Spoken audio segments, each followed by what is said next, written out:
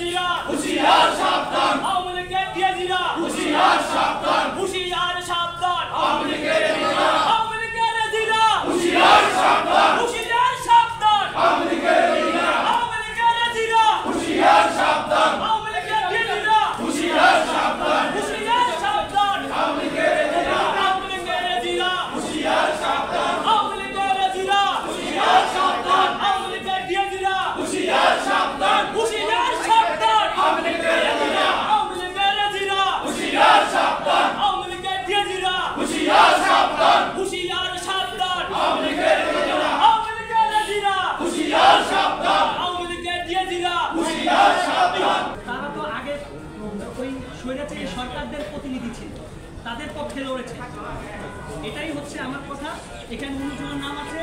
এখন বিষয়টা হচ্ছে আমি 19 জনের নামটা বলছি। এজিজা, রোহানি সিদ্দিকা, আবুল হাসান, তামান্না সুলতানা, সুমাইয়া বিনতে আজিজ, চৌধুরী শামসুল আরেফিন, আঞ্জুমান আরা লিমা, মোহাম্মদ জমারত আলী, তাশরিফা সুলতানা জলি, মোহাম্মদ মুস্তাফিজুর রহমান পুতুল, কাজী তামান্না ফেরদৌস, মোহাম্মদ তারেক রহমান, সাদিয়া আফরিন শাপলা, মনিরা সুলতানা, মোহাম্মদ আফতারুল ইসলাম, শেখ মোহাম্মদ ফাইজুল ইসলাম, আবুল ফজল, আশিক রুবায়ের, বিল্লা আহমেদ মজুমদার, সাদিয়া খাতুন।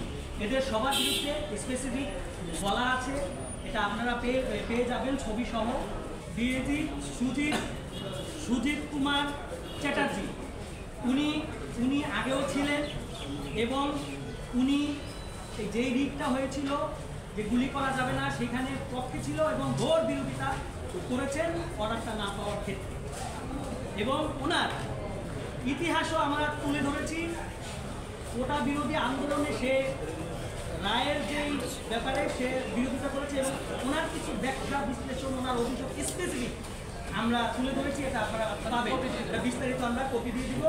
তার আর্থিক কিছু অনৈতিক বিষয় আছে, এটা আমরা বিগত সরকারের আমলেও বলেছি, কিন্তু সেটা তারা আমলে নেয়নি। কিন্তু আমরা যখন দেখলাম আবার তাকে পুনর্বাসন করা হলো, তখন আমরা বসে থাকতে পারিনি যে এই সরকার এইরকম লোককে পুনর্বাসন করতে পারে না। দ্বিতীয়তে হচ্ছে মোহাম্মদ সাইফুদ্দিন খালেদ ডিএজি, ওনার বিরুদ্ধে এরকম অভিযোগ রয়েছে যা স্পেসিফিক আমরা তুলে ধরেছি। শুধু একটা ঘটনা ওনার বলে দিই, একটা কোর্টে উনি একটা মামলায় অ্যাপিলেট ডিভিশনে চলে গিয়েছিল, স্টে হয়েছে, কিন্তু পরবর্তীতে জানা গেল ওই মামলার অর্ডারই পায়নি, তাকে শোকজ করা হয়েছিল। আপনারা হয়তো অনেকেই জানেন। আমি দুজনের ব্যাখ্যা দিয়ে দিলাম স্পেসিফিক, আর সবগুলো আমি নাম বলবো। পুনরায় তাকে আবার নিয়োগ দেওয়া হয়েছে একে। বাকি হচ্ছেন শিউলি খানম, উনিও সেই স্বৈরাচারী দোসরদের একজন। তারপর ফয়েজ আহমেদ ডিএজি, প্রকাশ রঞ্জন বিশ্বাস ডিএজি, আইনুন নাহার ডিএজি, সৈয়দা সাজিয়া শারমিন ডিএজি।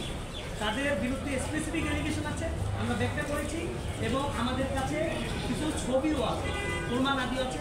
আমরা সেই সব সহ আমরা অ্যাটর্নি জেনারেল অফিসে দিয়েছি। বাকি এখন আমাদের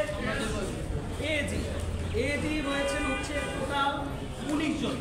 এরা সবাই আওয়ামী লীগের দোসর, তারা তাদের পক্ষে ছিলেন।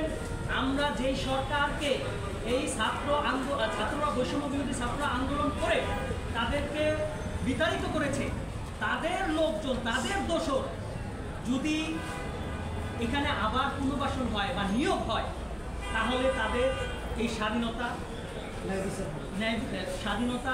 রক্ষা করা যাবে না। স্বাধীনতা এবং রক্তের স্বার্থে বেমানি এবং স্বাধীনতার স্পিড নষ্ট হবে, আমরা সেদিন। আর এই হত্যাকাণ্ডের বিচারও আমরা পাবো না, কারণ এই হত্যাকাণ্ডের মামলাগুলো যেই কোর্টে আসবে সেখানে তারা এজি বা ডিইজি হিসাবে সরকারের পক্ষে লড়বে।